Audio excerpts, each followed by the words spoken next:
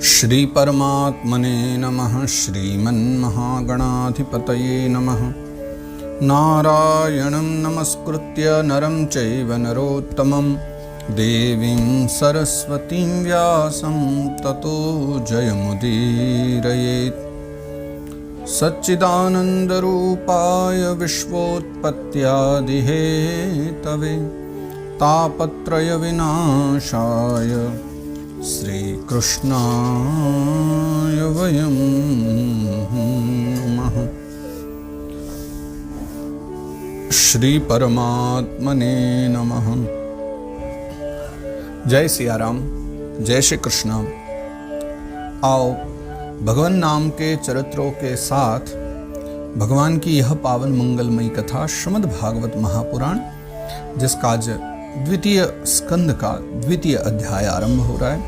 आओ भक्ति भावना से उसमें प्रवेश करते हैं। श्री परमात्मने नमः। श्रीमन्महागणाधिपतये नमः। श्रीमद्भागवत महापुराणम् अथ द्वितीय स्कंदः द्वितीयोऽध्यायः। श्री शुक उवाच। एवं पुराधारणयात्मयोनिर्नष्टां स्मृतिं प्रत्यवरुध्य तुष्टात् तथा ससर्जेदममोघदृष्टिर्यथाप्ययात् प्राग्व्यवसाय बुद्धिः। पूर्व के अध्याय में, पहले अध्याय में यहाँ पर जो सुखदेव बाबा ने चर्चा की थी वह थी स्थूल और सूक्ष्म रूपों के विषय में चर्चा, और उन दोनों में भी मात्र स्थूल रूप की चर्चा करी थी। अब सूक्ष्म रूप की भी आगे चर्चा करेंगे, और क्रम मुक्ति, सद्यो मुक्ति, इनका वर्णन भी द्वितीय अध्याय में है। तो सुखदेव बाबा कहते हैं ये जो सूक्ष्म स्थूल रूप की धारणा, सूक्ष्म रूप की धारणा के विषय में जो हम पिछले अध्याय में चर्चा भी कर रहे थे, अब उसी के बारे में आगे वो वर्णन करते हैं। सुखदेव बाबा कह रहे हैं कि एवं पुरा धारणयात्म योनि, आत्मयोनि नाम है ब्रह्मा जी का। तो श्री ब्रह्मा जी ने पुरा धारणया, पूर्व में उन्होंने भी ऐसी ही धारणा की थी। कौन सी धारणा?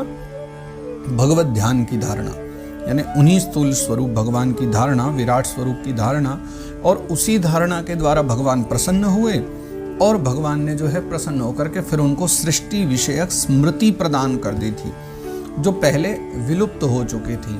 वस्तुतः यही होता है, एक बार संसार रचा जाता है, समय के साथ प्रलय आती है, और उसके बाद जो कुछ भी है वो सब का सब विनष्ट हो जाता है। उनकी जो स्मृतियां भी हैं, उस स्मृति को भी भगवान ले लेते हैं। तो ब्रह्मा बाबा जी की स्मृति भी भगवान ने ग्रहण कर ली थी, और उसके बाद जो है प्रसन्न होकर के उनको बाद में दे दी। और फिर उससे क्या हुआ कि उस स्मृति के वापस आ जाने से ब्रह्मा जी की दृष्टि हो गई, अमोघ बुद्धि हो गई, निश्चयात्मिका, यानी पक्का हो गया अब क्या करना है। फिर उन्होंने जगत को फिर से रचा। तथा ससर्जेद ममोघ दृष्टि ही, फिर उन्होंने अमोघ दृष्टि हो गई तो फिर से पूरी सृष्टि बनाई। कैसे?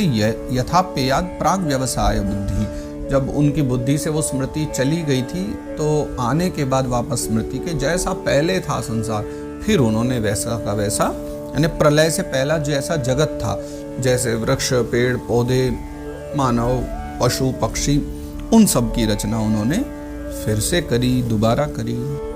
शाब्दस्य हि ब्रह्मण एष पंथा यन्नामभिर्ध्यायति धीर पार्थैः परिभ्रमंस्तत्र न विन्दतीर्थान् मायामये वासनया शयानः। इस श्लोक की एक बड़ी विशेषता है।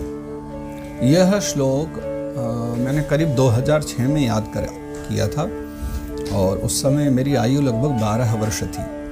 तो कोई तो बात थी श्लोक में भी कि जो 12 वर्ष की आयु में मैंने इसको स्मरण किया। उसके पीछे एक बहुत बड़ी कथा है, कहानी है एक अलग ही, उसको अभी छोड़ देते हैं, हम भागवत जी के ही पथ पर रहेंगे। लेकिन यह जो श्लोक है मैंने तब याद किया था कि कथा भी उसके कई वर्षों के बाद मैंने आरंभ की थी। हाँ, यानी करीब करीब उसके 2-3 वर्ष बाद ही मैंने कथा करना आरंभ किया था, लेकिन ये श्लोक मैंने बहुत पहले ही याद किया था। बड़ा ही प्यारा श्लोक है। शाब्दस्य हि ब्रह्मण एष पंथा यन्नामभिर्ध्यायति धीर पार्थैः। वेदों की जो वाणी है, वेदों में लिखे हुए जो मंत्र हैं, उनका जो अर्थ है वस्तुतः वो बहुत गूढ़ है। आप सीधी सीधी प्रकार से वेदों का अर्थ नहीं कर सकते कि आपने कुछ शब्द देखा और उसका यही अर्थ होगा, ऐसा आप निर्धारित नहीं कर सकते, क्योंकि वेदों की जो वर्णन शैली है, वेदों में जो लिखा है उसका जब आप अर्थ करते हो तो वो कुछ ऐसा है कि उसको श्रवण करके या पढ़ के लोगों की बुद्धि जो है ना वो स्वर्ग आदि निरर्थक नामों के फेर में पड़ जाती है ना। शब्द से ही ब्रह्मण ये सपन था, यह जो मार्ग है यानी स्वर्ग आदि का, इसमें बुद्धि फिर जाती कि ऐसा करने से ऐसा मिल जाएगा, ऐसा करने से ऐसा मिलेगा, और उस स्वर्ग के फेर में पढ़ करके बुद्धि व्यर्थ के कामों में पड़ जाती, माया में पड़ जाती, और फिर वो व्यक्ति भी वासना में एक स्वप्न सा देखने लग जाता है पढ़ करके, मैं ये पूजा करूंगा तो मुझे ऐसा मिल जाएगा, और वो माया में ही भटकने लग जाता है। और सत्यता तो ये है कि उसको कहीं भी मायामये वासन यासयान, वो कहीं भी भटकता रहे उस माया के फेर में, उसे कहीं भी सुख नहीं मिल सकता, क्योंकि माया सुख नहीं देती, माया उलझाती है, फंसाती है। तो इसलिए सदा इससे बचना चाहिए। आगे शुकदेव बाबा कहते हैं, अतः कविर्नाम सुयावदर्थः स्याद प्रमत्तो व्यवसाय बुद्धि सिद्धेन्यथार्थे नयते तत्र परिश्रमं तत्र समीक्षमाणः। तो देखिए, ये विविध नाम वाले जो पदार्थ हैं कि स्वर्ग हैं, उपभोग हैं, है ना, सुंदर वन है, कानन है, राजसी भोग हैं, महल हैं, ये विविध प्रकार के जो नाम हैं, इनसे विद्वान पुरुष को उतना ही प्रयोजन रखना चाहिए जितना आवश्यक हो, और अपनी बुद्धि को स्याद अप्रमत्तो व्यवसाय बुद्धि, यानी उसमें प्रमत्त नहीं होना चाहिए बुद्धि को, या ये कहें उसकी निस्सारता समझ लेनी चाहिए। किसी भी वस्तु की, सांसारिक वस्तु की एक निस्सारता है। निस्सारता मतलब वो सदा सदा के लिए नहीं, अविनाशी नहीं, वो निस्सार है, उसमें कोई सार नहीं, ये मान लीजिए फीका है वो। और अपनी बुद्धि को निस्सारता के साथ परिपूर्ण रखे, ये निश्चय रखे कि ये सब निस्सार है संसार, क्षण भर के लिए भी असावधान नहीं होना चाहिए, है ना। और एक बात कहते हैं कि परिश्रमम तत्र समीक्षमाणः सिद्धेन्यथार्थे नयते तत्र। किसी कार्य के लिए आपने परिश्रम न किया और प्रारब्धवश वो वस्तु मिल जाए तो लोग क्या होते हैं, फिर पागल होकर के उसी के उपार्जन में लग जाते हैं। ऐसा ना करें, जो प्रारब्धवश मिल गई है ठीक है, उसका उपभोग कर लो, लेकिन उसकी भी निस्सारता को सदा समझ के और उसी में लगे रहो कि उस निस्सार संसार के लिए कोई व्यर्थ उपार्जन न हो, व्यर्थ परिश्रम न किया जाए। सत्यां क्षितौ किं कशिपोः प्रयासैर्बाहो स्वसिद्धैर्युपबर्हणैः किं सत्यंजलौ किं पुरुधान्न पात्र्या दिग्वल्कलादौ सति कुंदुकूलैः। ये श्लोक ऐसा है कि शायद मुझे लगता है गृहस्थ आश्रमियों के लिए तो अच्छा है, लेकिन वो समझेंगे नहीं इस बात को। महात्माओं के लिए सबको लगेगा कि ये बड़ा अच्छा है, लेकिन वस्तुतः ये हम सभी के लिए जो लिखा है एज इट इज मत समझिए, अपने अनुरूप इस श्लोक को समझिए। वो लिखते हैं, सत्याम क्षितौ किम कशिपौ प्रयास है। एक बात बदलाइए, जब व्यक्ति जमीन पर सो रहा हो और जमीन पर सोने से काम चल जाए तो पलंग की आवश्यकता क्या है। बाहो स्वसिद्धै उपबर्हणि किम, जब बाहु से काम चल जाए, भुजाओं से, तो तकियों की उपबर्हणि यानी तकियों की फिर क्या आवश्यकता है। सत्यंजलौ की किम पुरुधान्न पात्र्या। भाई एक बात बताइए कि जब हाथों में अंजलि से लेने मात्र से ही काम चल जा रहा है तो बड़े बड़े बर्तन बटोर करके क्या ही लाभ है। और दिग्वल्कलादौ सति किम दुकूलै, दिग्वल्कल यानी कि वृक्ष आदि के जब वस्त्र पहन सकते हो या दिशाओं के वस्त्र पहन सकते हो तो फिर वस्त्रों की आवश्यकता क्या है। अब इसको आप सीधा सीधा ये कहोगे कि क्या फिर हम कपड़े ही पहनना छोड़ दें, हम वृक्षों की छाल लपेटे, इतने पीछे चले जाएं। ये नहीं, ये तो एक बात लिखी हुई है। इसलिए तो भी पिछले श्लोक में कहा था कि वेदों की बातें जल्दी से समझ नहीं आती, ये भी तो वेदों का ही एक भाग है।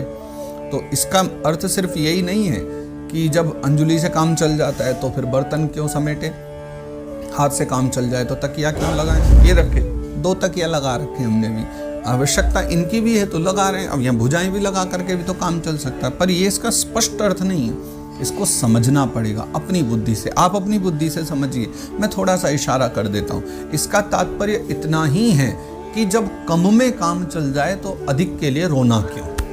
इसका स्पष्ट अर्थ ये है कि जब थोड़े में आपका काम चल सकता है तब अधिक के लिए रोना क्यों। जब आप यात्रा करने जाते हो, आपने प्रायः ट्रेन में यात्रा की होगी, तो 3rd AC 2nd AC उन सब में तो आपको ब्लैंकेट आदि मिल जाते हैं, कंबल मिल जाते हैं, लेकिन जब आप स्लीपर में चलते हो तब आपको वहाँ पर कंबल नहीं मिलते, तब वहाँ आपको तकिया नहीं मिलता। तो प्रायः हमने देखा था कि लोग ले जाया करते थे, अभी भी सब ले जाते ही हैं। तो वहाँ हमने देखा आपके घर में बड़े तकिए होते हैं, लेकिन जब ट्रेन में जाते हैं तो लोग क्या करते हैं, छोटा तकिया ले जाते हैं। घर में बड़े कंबल, लेकिन ट्रेन में छोटा कंबल लेकर जाते हैं। क्यों?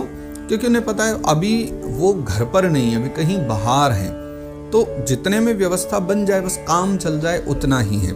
इस श्लोक का एक सामान्य सा अर्थ यही है, परिस्थिति के अनुसार जैसा तुम जीवन जी रहे हो, अगर थोड़े में काम चल जा रहा है तो अधिक के लिए पागलपन करना मूर्खता है, ये बुद्धिमत्ता नहीं है। इसलिए जब थोड़े में काम चल जाए तो फिर अधिक की लालसा करके स्वयं को पागल मत बनाओ, स्वयं पागल मत हो जाओ। यही इसका एक भावार्थ है, मूल अर्थ है। चीराणि किं पथिन शन्ति दिशन्ति भिक्षां नैवाङ्घ्रिपः परभृतः शरितोऽप्यशुष्यन् रुद्धा गुहा किमजितोवति नोपसन्नान् कस्माद् भजन्ति कवयो धन दुर्मदान दान।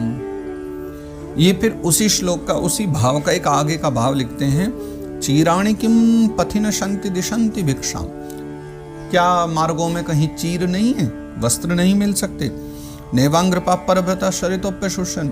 अरे जब तुम्हें भूख लगती है तो जिनका शरीर ही दूसरों के लिए, परभृतः यानी जो सदा दूसरों का ही भरण पोषण करते हैं, क्या ऐसे बीच बीच में तुम्हें वृक्ष नहीं मिलते? क्या उनका फल खा के नहीं जी सकते? शरितोऽप्यशुष्यन्, क्या सारी नदियां सूख गई हैं जो तुम जल के लिए पागल हो रहे हो, जल इकट्ठा कर रहे हो?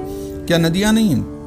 रुद्धा गुहा किमजितोवति नोपसन्नान्, रहने की इतनी चिंता करते हो, क्या सारी गुफाएं बंद हो गई हैं क्या? क्या पहाड़ों में गुफा नहीं? कस्मात् भजन्ति कवयो धन दुर्मदान दान। तो भैया फिर धन के चक्करों में ये जो दुर्मदांध लोग हैं उनकी चापलूसी क्यों करते हो? जो बड़े बड़े धनिक लोग हैं उन धनिक लोगों की चापलूसी क्यों करते हो? क्यों उनके पीछे पागल हो? जब तुम्हारा काम थोड़े में चलने लग जाए तो समझ लो तुम बड़े से बड़े धनिक तुम ही हो, फिर तुम्हें किसी की आवश्यकता ही नहीं रहेगी।